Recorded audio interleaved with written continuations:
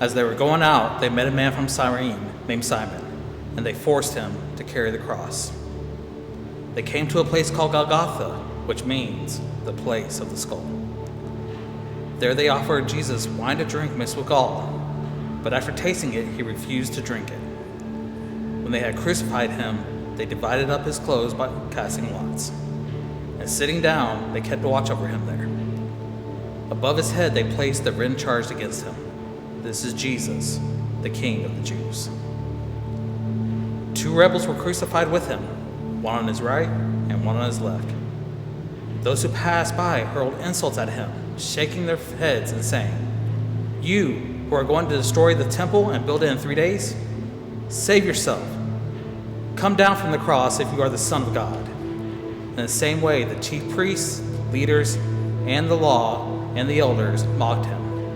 "He saved others," they said, "but he can't save himself. He's the King of Israel. Let him come down from the cross, and we will believe him. He trusts in God.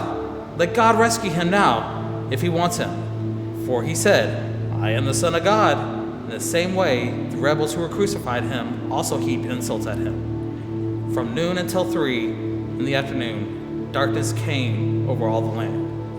About 3 in the afternoon, Jesus cried out in a loud voice, "Eli, Eli, lema sabachthani," which means, my God, why have you forsaken me?" When some of those standing there heard this, they said, "He's calling to Elijah." Immediately, one of them ran and got a sponge. He filled it with wine vinegar, put it on a staff, and offered it to Jesus for him to drink. The rest said, "Now leave him alone. Let's see if Elijah comes to save him." And when Jesus had cried out again in a loud voice, he gave up his spirit. At that moment, the curtain of the temple torn in two from top to bottom. The earth shook, the rocks split, and the tombs broke open. The bodies of many holy people who had died were raised to life. They came out of the tombs after Jesus' resurrection and went to the holy city and appeared to many people. When the centurion and those with him who were guarding Jesus saw the earthquake and all that had happened, they were terrified and exclaimed, "Surely he was the Son of God." Many women were there watching from a distance. They had followed Jesus from Galilee to care for his needs. Among them were Mary Magdalene, Mary the mother of James, Joseph, and the Zebedee sons. Jesus paid the debt caused by our sins. Jesus paid this debt for his bride, even though he was not married.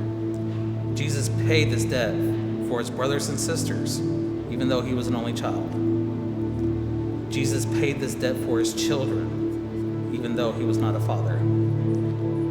Jesus did not pay this debt for some stranger. Jesus paid this debt for you.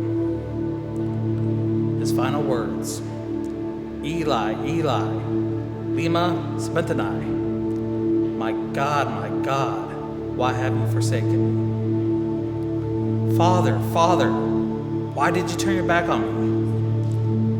Dad, why won't you look at me?"